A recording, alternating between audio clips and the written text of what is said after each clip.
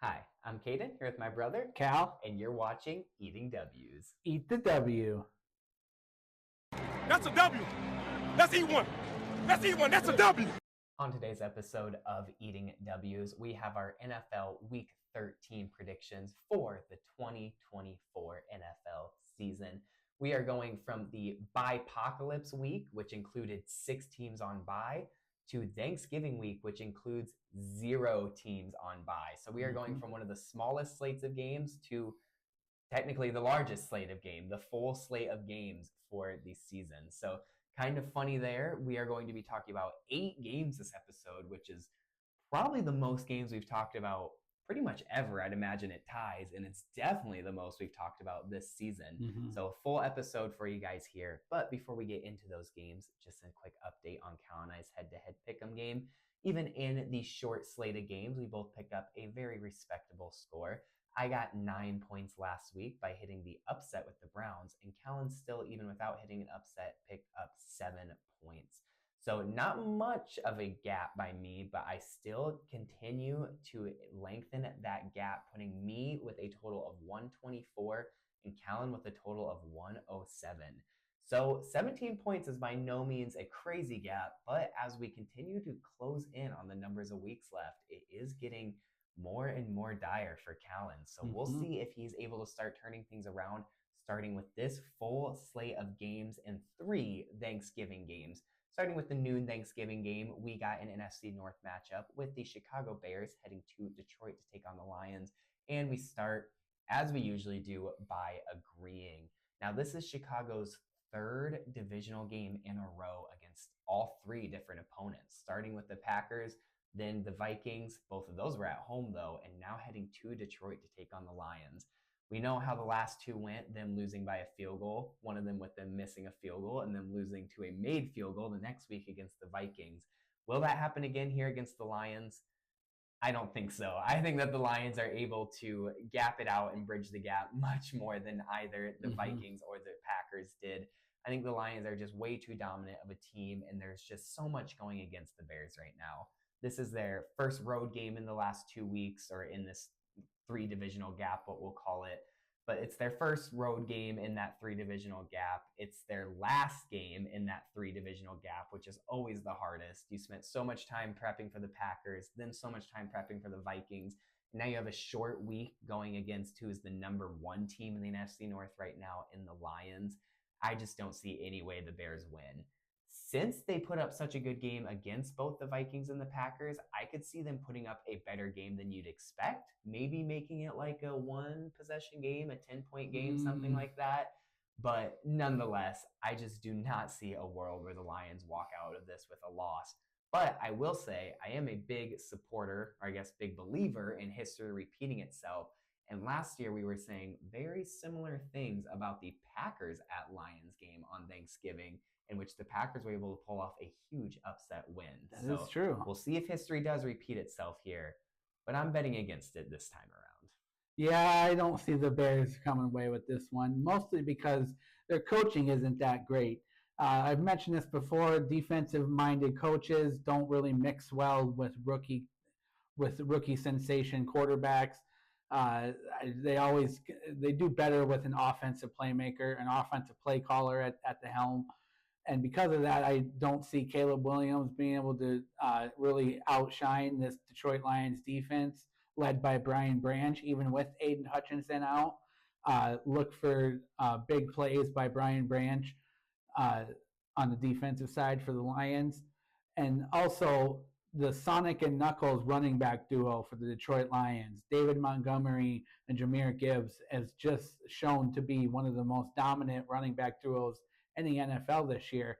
And the Bears are not that great against the run. So I expect a big game from both of these running backs, and look for the Lions to really walk away with this one early and for them to put on a show with a couple of trick plays they like to pull and some hook and ladders maybe. So we'll see if they really put on an entertaining show for the rest of the world. Yeah, I think there's definitely a possibility here we see the Lions' 3rd 50-point game of the year, which would just be absolutely absurd. But now moving on to another divisional matchup, still in the NFC, but in the NFC East this time around, we have the New York Giants heading to Dallas to take on the Cowboys. And we actually split on this one. I have the Giants and Callan has the Cowboys. I like the Cowboys in this one. They kind of were able to get lucky and turn it around against the Commanders last week. Definitely a win that they probably don't deserve, but that only would have went into overtime. Which who knows what happens in overtime. So we'll see how much this win is really able to get their momentum going. But the Giants are really a weak team, and they're led by Tommy DeVito right now, who is just a third-string backup quarterback. And yeah, he's got his sensational, he's got his Johnny Manziel money signs. He's more of a meme than Jameis. Almost. There's definitely some entertaining quarterbacks in the NFL this year. He's one of them. But I think talent-wise, the Cowboys just outweigh the Giants when it comes to talent and depth and coaching. Even though I have been down on Mike McCarthy's coaching, I'm even more down on the Bears' style of coaching, where they continue to just switch out offensive coordinators and coaching staff members. So the coaching staff for the Bears is kind of a mess, whereas even though it's bad for the Cowboys right now, I will say they are all intact. Yep, that's for sure. Yeah. I got the Giants in this one because I know I just went against history repeating itself in the last one, but I'm actually kind of going with history repeating itself here. I was a little nervous at the start of the year, but the trend does seem to be holding true that the Cowboys are a road team this year. Oh, that's true. I mean, I thought it had broke. I thought they were just a losing team across the board, but then they're able to break a 5-game losing streak rather, in a huge divisional upset, not at home, but on the road last week against the Washington Commanders. So just because NFL is such a twisted little misses that you can never, ever actually predict, I'm going to say that the Giants do exactly to the Cowboys what the Cowboys did to the Commanders last week and pick up a sneaky upset win on the road. This is going to be a close game between two pretty bad teams at this point. Mm-hmm. I mean, when I think of afternoon of Thanksgiving, the big primetime Thanksgiving game, Tommy DeVito versus Cooper Rush was nowhere near what I was ever going to predict if you would have asked me at the start of the year. But it's where we are regardless. Just another little wrinkle showing how unpredictable the NFL is. So this one, I'm totally just going off of like dumb luck and weird speculation and pattern recognition. But nonetheless, I'm going to go with the Giants in this one. Not even as my upset, but it certainly would be an upset for them on the road. It would be. So now moving on to the first and only non-divisional game of this Thanksgiving. We have our Thanksgiving night game with the Miami Dolphins heading to the Tundra in Green Bay to take on the Packers. And we agree again here. We both have the Packers in this one. Again, I just said this not too long ago with the Packers. I think it might have even just been last week, if I'm not mistaken. But you have a warm weather team going to Green Bay, and it's a night game, and we're in November. I don't know what the weather is supposed to be like exactly. I haven't looked at the forecast, but it's Green Bay at night. It's going to be frigid. It's going to be cold, and they love that. All the Packers strive for that. It is their home field advantage playing in that weather. So when you have a team like the Dolphins, who are so high-powered, so pass-based, and so, now, I guess warm weather oriented, you could say, being from Miami, used to that humidity, used to the heat, and now they're going into that true, dry, bitter cold. I think that that's enough to say they're going to lose the game right there. But that's not even mentioning the fact that even if it was in Miami, I still think the Packers could probably pull out a win here. I mean, the Packers have been on a huge hot streak recently. They're picking up huge wins. They've been getting lucky with some injuries, and mostly against the other teams they're going against. As a Vikings fan, I have to mention it. I can't stop myself from not mentioning it. But that does not take away from them at all. As a unit, they've been playing so well recently. So the fact that they have all that momentum, they might be going against a good team, but these are two good teams. But just let me stumble over my own words. These are two really good teams, but the Packers have so many outside advantages. Yeah, I really like the Packers in this one. the last time the Packers played the Dolphins, Tua got another concussion. So we'll see if that repeats itself That poor again. guy. Because for his sake, I hope history doesn't repeat itself there. Oh my God. Especially on that cold, hard turf in Lambeau Field. True. It's very possible that Tua gets hurt again, and he does not play well in the cold, as you saw last year when he went up to Kansas City to play in that wild card or divisional game. They did not do well in that cold weather. So I don't expect the Dolphins to do well again. I expect the Packers to walk away with this one pretty easily. Another big game I expect from Josh Jacobs. Look for him to go over another 60 yards with another touchdown. And look for the defense to also get another few turnovers, where it seems like once we get the turnovers going, they come in bunches. So especially with Tua having to play in that cold and maybe wanting to force some balls to try to get the offense going, look for them to turn it over and for the Packers to capitalize on that, just like they did last week against San Francisco, where they were had 3 touchdowns off of turnovers and were 5 for 5 in the red zone on touchdowns. Damn, that's good stuff. That's just truly unstoppable. So now moving on past the Thanksgiving games to what, if I'm not mistaken, might be the first ever Black Friday game. So that should be pretty interesting.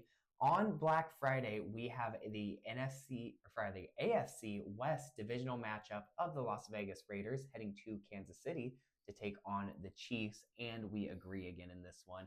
We both have the Chiefs, and Callan even has the Chiefs as his lock. Yeah, I really like the Chiefs in this one. The Raiders are just coming off of a tough season right now. They really don't have an answer at quarterback. Gardner Minshew was a nice addition, but he broke his collarbone and is out for the season. So that's very unfortunate for him. They're down to Desmond Ridder or Aiden O'Connell, who is also coming off an injury. So that's not very brightness. That's not a very bright lookout for the Las Vegas Raiders, especially going into Arrowhead, where it's already a tough place to play, and going against Patrick Mahomes and the Kansas City Chiefs.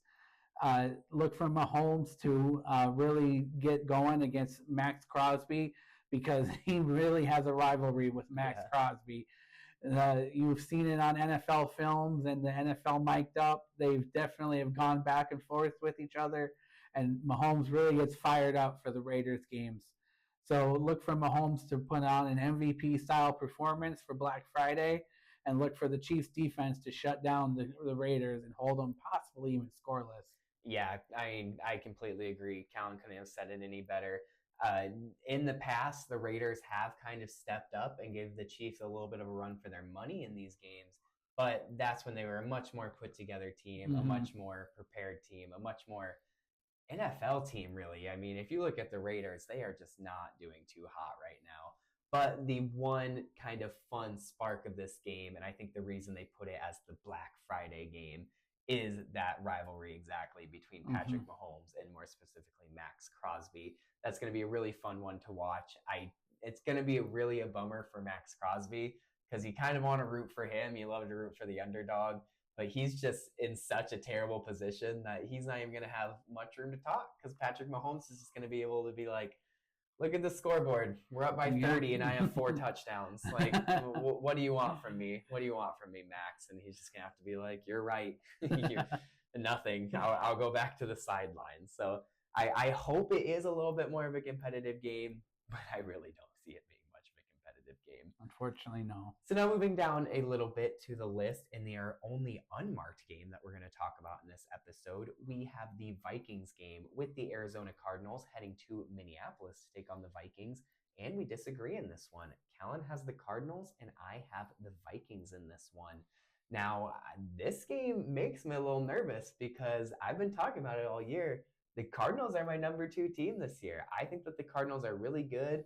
They haven't quite exploded like I thought they would, but they are definitely in the running to be at top of the NFC West right now.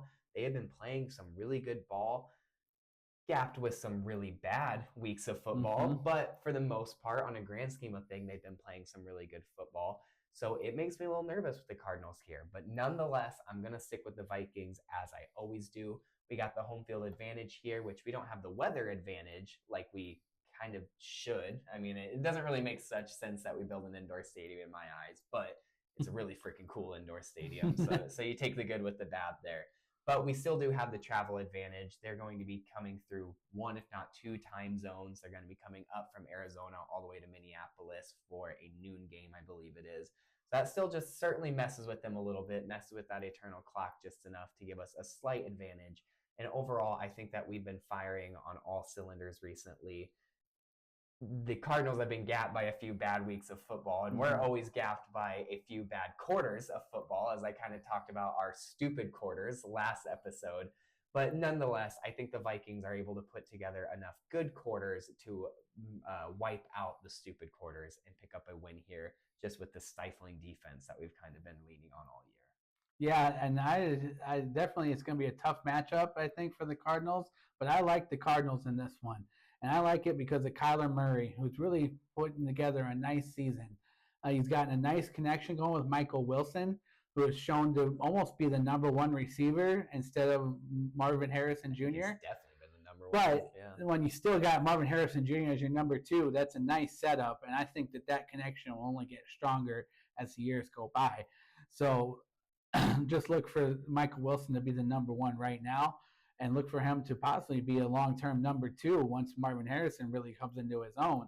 And look for him to have a big game this week where he'll be matched up against Byron Jones, who is susceptible to allowing some big plays. So we'll see if Marvin Harrison's able to get it going against this Vikings defense, but it will be tough because the Brian Flores-led defense has some exotic blitzes. And even though the Arizona Cardinals offensive line is one of its stronger units, it's still a very tough defense to dissect, and it'll be really on Kyler Murray to be able to dissect it or run around it and scramble around. So he's going to do one of the two, and he may be the one. He may be more likely to just scramble around it and then make some plays, playground style plays, and look for that to be the key to the Arizona Cardinals' victory. Yeah, one huge advantage that the Vikings have in this one is how good our linebackers and safeties are in the coverage game. And if you really want to talk about wide receiver one in Arizona, I kind of overlooked him, but it's probably Trey McBride these past few weeks. Oh, yeah. Man, that connection between Kyler Murray and Trey McBride has been really good. But that's kind of one spot where the Vikings thrive, is how good guys like Cam Bynum and Harrison Smith can come up and cover, or guys like Ivan Pace can cover from their linebacker position and the off-ball sense. So that is one huge advantage I think the Vikings will have. But nonetheless, I do see this being a very close game. So now moving down a little bit further to our game of the week, which we are actually going to mark this week after missing it last week. But we have the Philadelphia Eagles heading to Baltimore to take on the Ravens, and we agree again here. We both have the Ravens in this one. I think that the Ravens are just on way too much of a hot streak right now. That offense is absolutely unstoppable. Their defense, on the other hand, on paper should be really good and has certainly been playing good, just not as great as they should. But the Ravens offense on paper should be playing out of this world. And guess what? They've been playing out of this world with the way that Lamar Jackson can kind of control the backfield, whether from the pocket or outside of the pocket, the way he does. And the way they have guys like Derrick Henry being just the bowling ball that he used to be 2-3 years ago, and returning to his borderline prime form at this point with how well he's been playing. That's not even mentioning the great receiving corps they have with Mark Andrews at tight end, Zay Flowers, Rashad Bateman, who had a little bit of a resurgence game last week. Just so many good names on this Ravens offense that they're so hard to stop. One man who could stop them and change this game is, of course, none other than Saquon Barkley. Had a near record book game last week with 255 rushing yards, just over 45 receiving yards, and 2 touchdowns, both of them being over 70 yards, if I'm not mistaken. I think they were. At the very least, both of them being over 60 yards, which is just absolutely mind-blowing to think about that sort of a game. So if Saquon Barkley can go out there, and even more than Saquon Barkley, the Eagles' offensive line and offense in general can go out there and recreate that sort of game for Saquon, then all of a sudden tides start turning. You don't know where this one's going to fall. But without that sort of legendary performance from Saquon or somebody else on that Eagles offense, I see the Ravens walk away with this one. Yeah, I like the Ravens in this one, and I went back and forth on this one. This was probably the toughest game to pick this week. I had the Eagles, and I had the Ravens, and I had the Eagles, and I ended up with the Ravens because they're the home team, and they're coming off a nice win over the Chargers, where John Harbaugh was able to kind of coach freely because I feel like it wasn't so much pressure coaching against his brother. It was kind of more fun for him. So I think it'll be more serious this week, and look for them to really make a statement against this Eagles team. Because the Eagles actually have the better record, but the Ravens are favored. So it's an interesting matchup when you look at that. Uh, they're not favored by much, only 1.5 last I looked, but still, nonetheless, they're favored. But look for Lamar Jackson to possibly put up an MVP style performance again, because he's got to do it because he's playing against another MVP candidate against Saquon Barkley, who, like you just mentioned, went off for nearly 300 yards or went over 300 total yards, scrimmage yards last week against. Who did you do it against? The Rams. The Rams, yeah. I blanked on that totally. I kept thinking it was a divisional team, but I knew it wasn't. But so Saquon has really entered the MVP conversation, at least being a dark horse candidate right now. So I look for him and Lamar Jackson to put on equally entertaining performances, and whoever comes out on top may be the MVP frontrunner by the end of this week. Yeah, this is a game of the year candidate in my eyes. This one's going to be so fun to watch.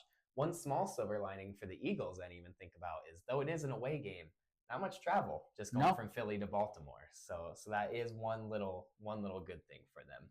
So now moving on to the last two games we'll talk about, which are, of course, the two primetime games. We have the Sunday night football game with the San Francisco 49ers heading all the way to Buffalo to take on the Bills. And we agree here again. Callan has the Bills in this one, and I have the Bills even as my lock. This is just so much going against the 49ers. Either one of two things happen. Either Brock Purdy plays and he's coming off an injury and not at 100%, or Brock Purdy doesn't play, so they have to end up starting Brandon Allen, or if they choose to do so, maybe even our Joshua Dobbs. But we'll see what actually happens there with the quarterback situation. But I don't care who's at quarterback. I don't care if it's Brock Purdy at 100% playing the best football of his life. There's just way too much against the 49ers right here, and the Bills are just way too good of a team this year. I mean, the Bills have been absolutely dominating. As we get further into the year, they more and more have the weather advantage of playing in the cold there in Orchard Park. Something Park. I can't think of it. They have the weather advantage more and more each and every week playing there in Orchard Park, and they have a California team coming all the way across the nation from the warm weather into that cold weather there in Orchard Park. So even outside of the fact that the Bills are just clearly a better team right now and is clearly playing better football right now, they even have everything else stacked in their favor, and everything else is stacked against the 49ers. So not only do I see the Bills winning this one, I see them winning pretty handily, and the 49ers just not being able to hang around. Yeah, it's a tough matchup for the Bills, or for the 49ers, and it's a tough stretch coming off back-to-back road games and back-to-back cold road games. And long road games. Yes, we're having to go to Green Bay and then now Buffalo. So that's going to be really tough on the body for the San Francisco 49ers, who are coming in beat up already before this game has even started. We're unsure if Brock Purdy's going to play as of tonight yet. So this is Tuesday evening. But he has not announced whether or not who is the starter yet. Kyle Shanahan has not announced who the starter is yet. So that'll be interesting to see who he announces as the starter. If it is Brock Purdy, I still don't expect the Bills or the 49ers to win this. I expect the Bills and Josh Allen to play his usual hero ball. And he may not even have to, because James Cook may be able to play his style of hero ball after the way Josh Jacobs was able to run all over that San Francisco 49ers defense. There may be a hole in that 49ers defense on the running side. So we'll see if James Cook is able to epitomize Josh Jacobs and see a repeat performance. Otherwise, I like for Josh Allen to just be able to take this game over and win it by himself with another possible MVP caliber performance. Yeah, which I mean, he can do. He's shown it so many times. There's no doubt about it. So now finishing off this week of predictions with the Monday Night Football game and what could be a sneaky, really good game matchup-wise. We have the Cleveland Browns heading to Denver to take on the Broncos, and we finish this week by disagreeing. I have the Broncos in this one, and Kellen has the Browns as his upset. Yep, I like the eater of W's to go into Denver and another possible snow game where he loves those snow games. He's just so blessed to be in those snow games.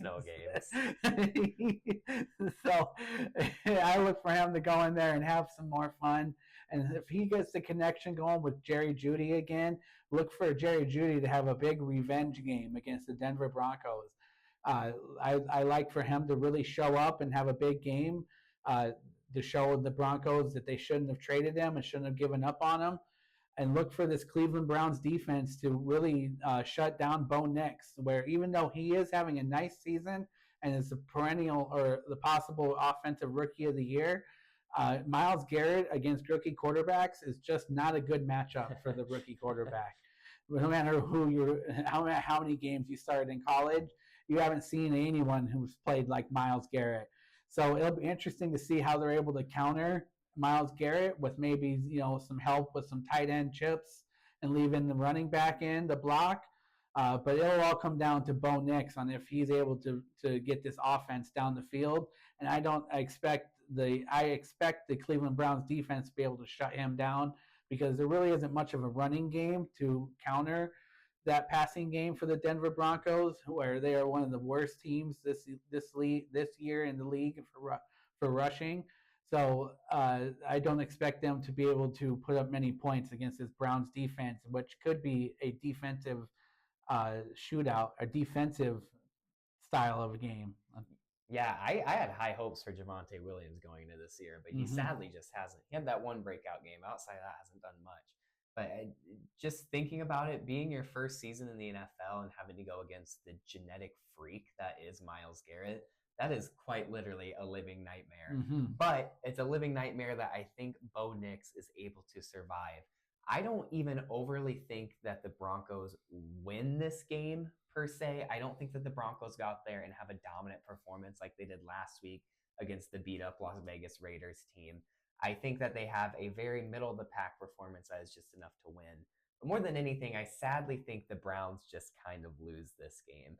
A lot of the times with the Browns, I've noticed in the past few years, and with teams like the Browns in general, is they get these kind of like fluke games. And most of them are divisional games where they kind of show up and play really well in these divisional games and give their fan base a lot of hope and make everyone in the NFL say, wow, this might be turning around. And though, especially for a guy like Jameis Winston and especially for a team like the Browns in general, who I like everybody on the Browns, especially head coach Kevin Stefanski, I really hope that they prove me wrong right here. I hope they go out there and continue to play really well and that they borderline make a playoff push by the end of the year it comes around. But I just don't think it happens again. I think it's kind of a lightning doesn't strike twice situation. I think the Browns go out there and play the very mediocre football that they've been playing throughout this whole year up to this point, or I guess up to last week, I should say. And the Broncos are able to just sneak out a win at home. Nonetheless, I see this game being relatively close just because I don't think the Broncos are quite as good as they put on the last few weeks as well.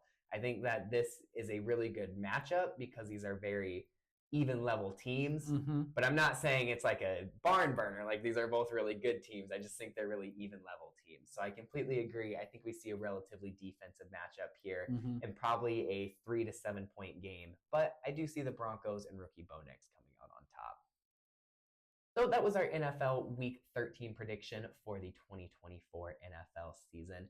Thank you all so much for watching and for the support as of late. But until next week, when we do a 13 recap and 14 prediction, don't forget to eat the W.